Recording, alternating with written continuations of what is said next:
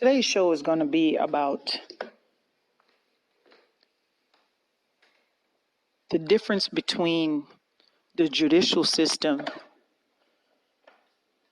in terms of the kind of judges that you have on the bench years ago and the kind of judges that you have on the bench now. Judges used to be scholars, and now judges are more like politicians. They're more concerned about being reelected than they are about interpreting the law in the appropriate manner. They're so concerned about being reelected that all they care about too is making sure that the law firms, the large law firms that pay huge amounts towards their campaign to make sure that they stay on the bench as long as they want to stay on the bench, are happy. So how they keep them happy is that they make sure that every time they come to court against an opposing party, whether that's a small firm or a medium-sized firm, or if you want to base it off of race, a black firm, they award attorney's fees for that large firm. And it's hard now to get judges to even focus on doing the right thing as it comes to following the law.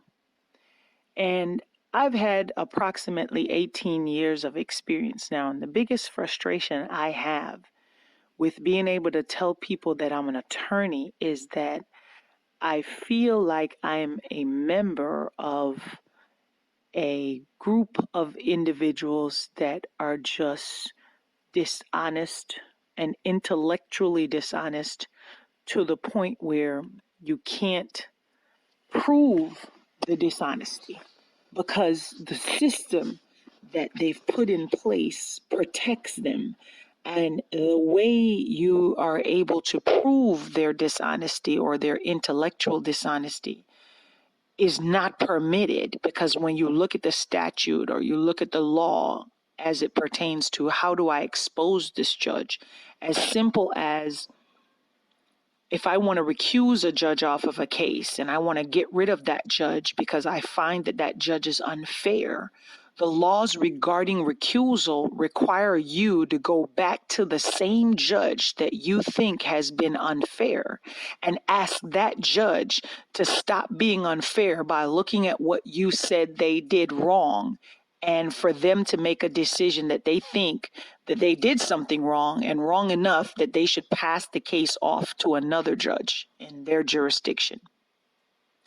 Another problem you're going to face, even if that judge is honest enough to say, yes, I think I should recuse myself for whatever reason, you have the other judge that the case was sent to that have a collegiate alliance to the judge that you're recusing from your case.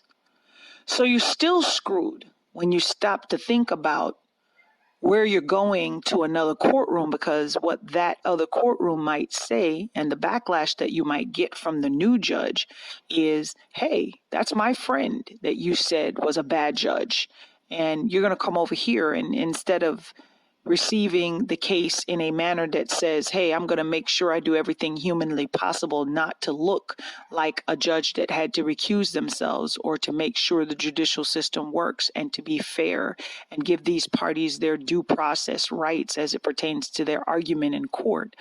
I'm going to make sure that whoever complained about the judge will never do that again. I'm going to have a chilling effect on them, because every time I rule against them, I'm going to make sure that I use the intellectual powers of the law, even if it's dishonest, intellectual dishonest powers that I'm going to use.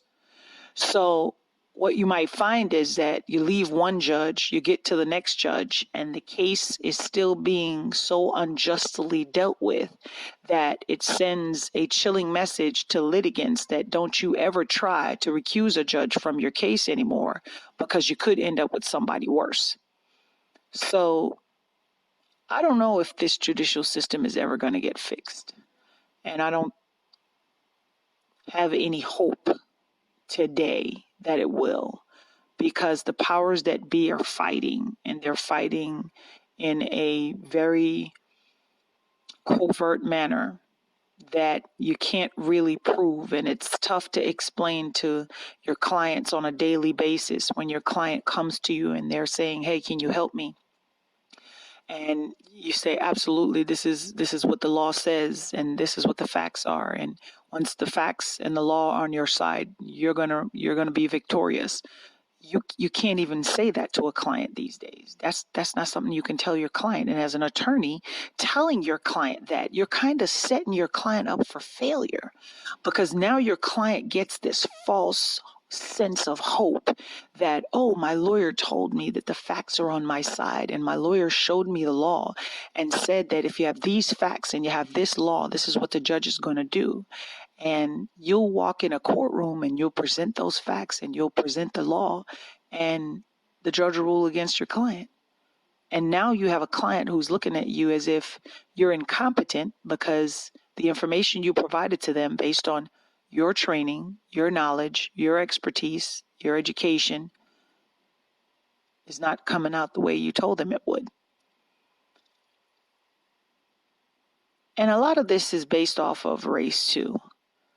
We can't ignore that fact. We cannot ignore the fact that when a litigant is black, or when a litigant is of color, or when an attorney is black, or when an attorney is of color, that they have to prove their client's case even twice as hard. You have to almost have a smoking gun, for lack of a better word. If it's a criminal case, you almost have to have a video of the injustice or the bad conduct of the other party that you're complaining about.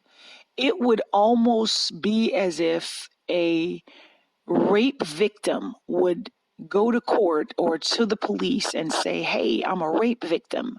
And the police looks at that victim and says, ma'am, I'm so sorry, but without a video of you getting raped, there's nothing we can do to help you. We're not going to be able to prove that this assailant actually did rape you.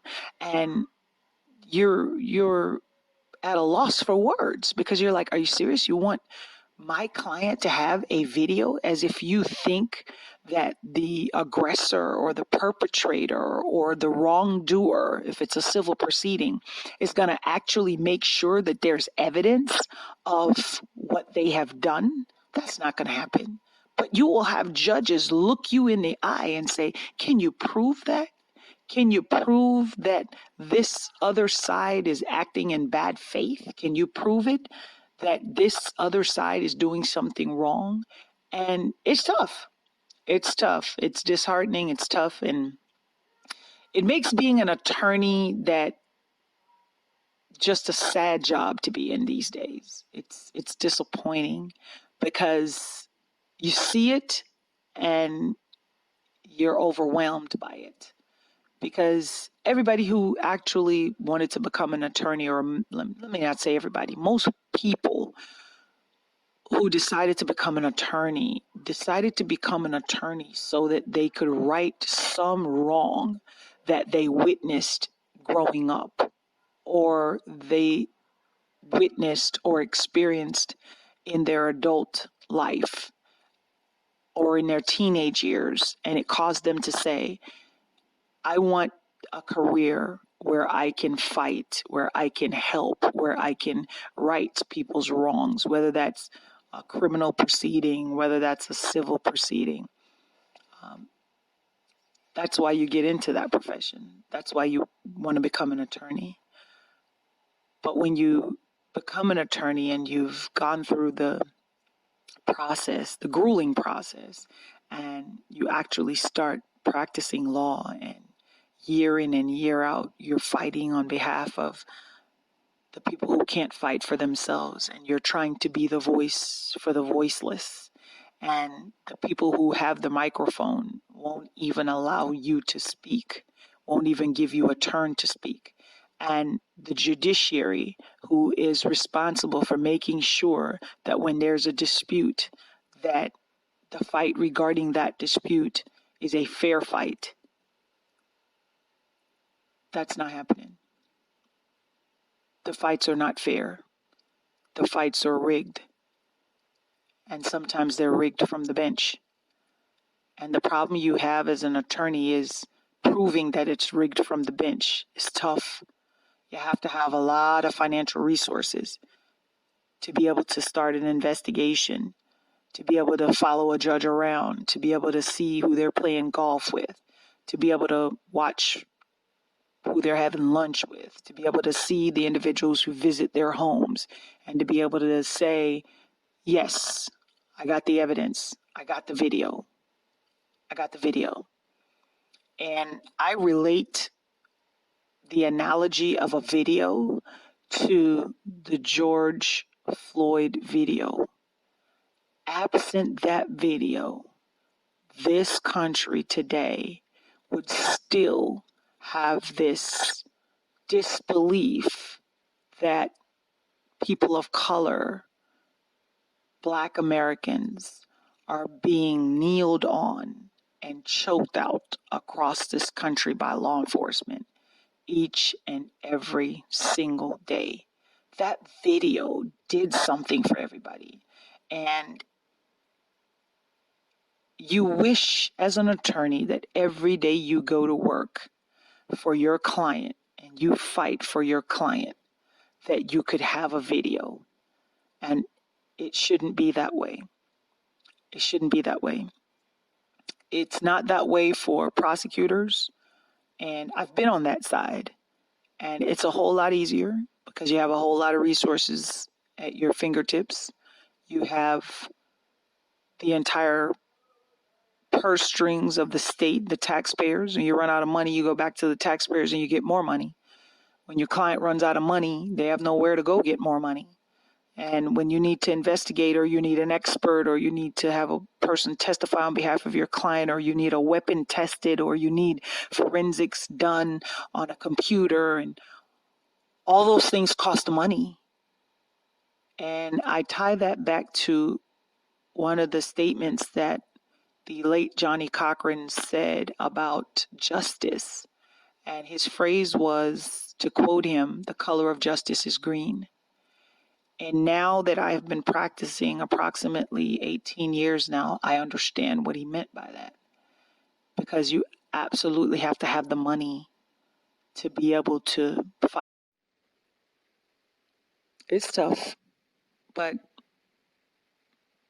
I'm going to keep covering subjects like this. I'm going to keep talking about it because the platforms that can talk about it are not talking about it. They're talking about a whole lot of other things. And one of the things I realize is that when people talk about voter suppression, I've come to the realization that the voter suppression is not happening at the polls. The voter suppression is happening at the arrest for felonies across this country. If you can felonize someone and make sure it sticks by charging them with enough felonies that some of it's going to stick, or at least one of it will stick, then you can keep that person from ever being heard at a poll. You can keep that person from ever stepping foot into a polling station, because as a convicted felon without the right to vote, you don't have to ever worry about making any type of legislative change that would benefit that person or their people. And if you can do it across this country on a large enough scale, then you can suppress a lot of votes.